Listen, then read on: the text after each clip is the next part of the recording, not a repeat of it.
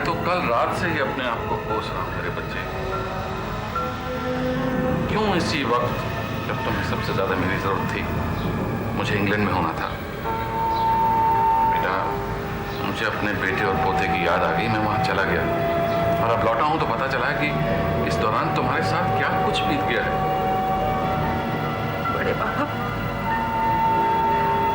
मैंने दीपक का कत्ल नहीं किया।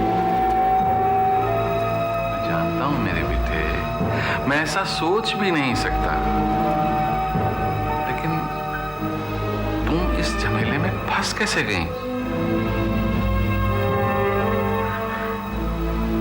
क्योंकि बड़े पापा, दीपक मुझसे किसी भी हालत में मिलना नहीं चाहते थे।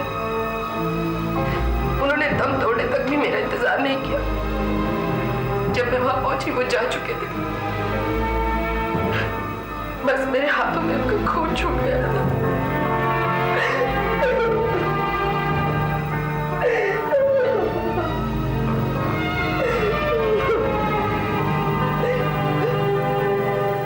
इन लोगों ने मुझे दीपक के कत्ल के इल्जाम में पकड़ लिया। इन्हें क्या पता, मैं तो हर हालत में उन्हें जिंदा रखना चाहती थी।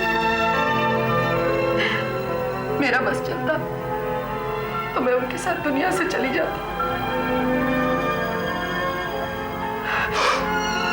मुझे कोई फर्क नहीं पड़ता, चाहे मैं इस पिंजरे में रहूं या बाहर खुले में।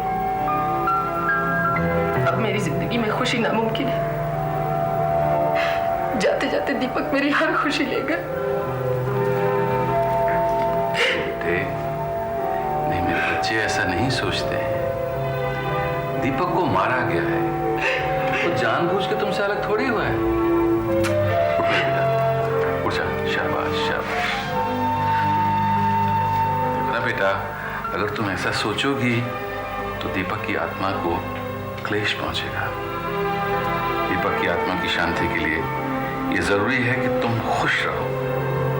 और फिर मैं आ गया हूं ना बेटा, मैं आज ही कोर्ट जाऊंगा और 2 दिन के अंदर अंदर तुम्हारी जमानत हो जाएगी। कोशिश करके देख लीजिए बड़े पापा, मेरा तो वक्त ही खराब चल रहा है। मुझे नहीं लगता कोई मेरी तकदीर संवार सकता। ऐसा नहीं सोचते मेरे बेटे।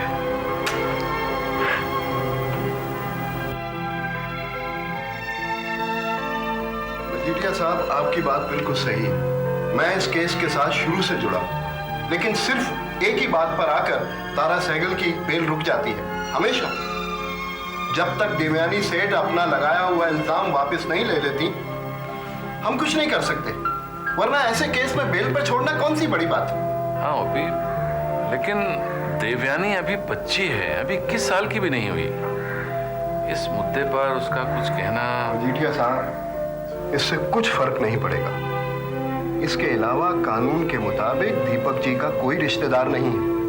उनकी बीवी है अनीता सेठ, और कानून की निगाह में अनीता सेठ और दीपक सेठ कई सालों से अलग अलग रह रहे हैं।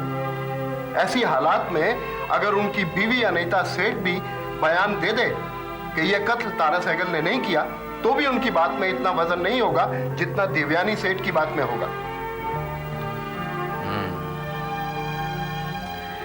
तो ठीक है, मैं कोशिश करता हूं कि देवयानी ही अगर कोई स्टेटमेंट दे दे। या फिर ऐसा किया जाए कि वाकई अगर तारा सहगल ने ये कत्ल नहीं किया तो असली कातिल मिल जाए।